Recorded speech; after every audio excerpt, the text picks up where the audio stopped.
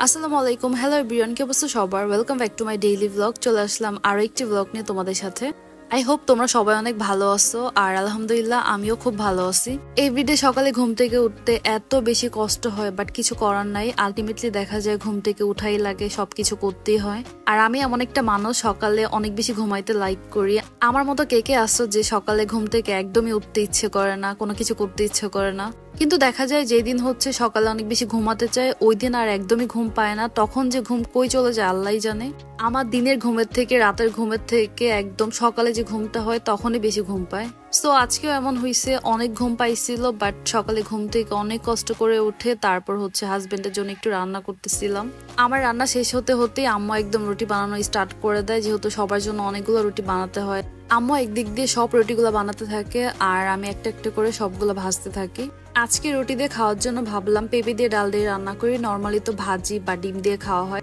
তাই আজকে ভাবলাম যে পেঁপে ডাল রান্না করি এটা দিয়ে খেতেও বেশ ভালো লাগবে আর আমার তো বরাবরই এরকম সবকিছুর উপর ধনেপাতা অ্যাপ্লাই করতে ভালো লাগে এখানে একটু বিলিতি ধনেপাতা অ্যাড করতেছিলাম গরম গরম রুটি আর হচ্ছে গরম গরম ডাল সো এগুলা দিয়ে আজকে নাস্তাটা সেরে ফেলতেছিলাম আর অনেকদিন পর এটা খেতে বেশ ভালোই লাগছিল তখন আর তোমরা কে কে আসছো এরকম পেঁপে ডালটা খেতে লাইক করো সো আমাকে জানাবা তারপর সারাদিনে আর কোনো ভিডিও ক্লিপস নিতে পারি নাই সো বিকেলে হচ্ছে একটু ছাদে গিয়েছিলাম রুম থেকে আচার নিয়ে গিয়েছিলাম ভাবছি ছাদে বসে বসে এগুলা খাবো আর এগুলো হচ্ছে আমার মা স্টোর করে পাঠাইছে এই আচারগুলো খেতে খুবই মজা ছিল এই আচারটা নর্মালি খেতে অনেক বেশি ভালো লাগে আবার ডাল দিয়ে খেতে অনেক বেশি মজা সো খাচ্ছিলাম আর বিকেলের ওয়েদারটাকে এনজয় করতেছিলাম এরপর নিচে আসলাম আর নিচে আসার পর একটা ইমার্জেন্সি কাজ ছিল সো ওটার জন্য বের হয়েছিলাম একটু দেন বাসায় এসে হচ্ছে একটা পিঠা বানানো ট্রাই করতেছিলাম অ্যাকচুয়ালি আমি বানাচ্ছিলাম না পাশের বাসার ভাবিটা আমাকে হেল্প করতেছিল পিঠা বানানোর জন্য আজকে বাসায় হচ্ছে তালের পিঠা বানাবো আমার নর্মালি তাল খুব একটা পছন্দের না বাট এই পিঠাটা না ভাবিরা কিভাবে যেন বানায় ওটা খেতে খুবই মজা লাগে সো তাকে বলতেছিলাম একটু বানাই দেওয়ার জন্য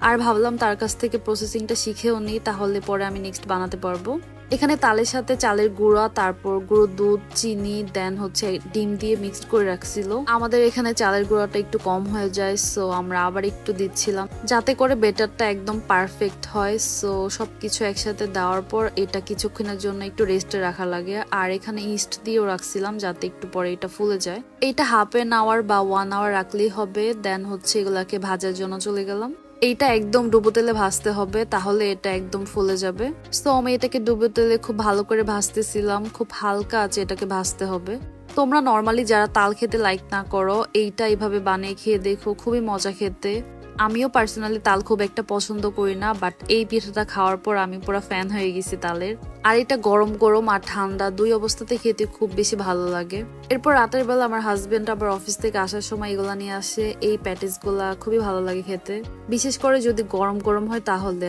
আর এটা অলওয়েজ সে গরম গরম আনার ট্রাই করে আর হ্যাঁ এটা হচ্ছে আমার ইউটিউব চ্যানেল সো তোমরা আমার চ্যানেলটাকে সবাই সাবস্ক্রাইব করে দিবা সো যাই হোক আজকের ব্লগটা আমার এই পর্যন্তই ছিল দ্যাটস ইট বাই বাই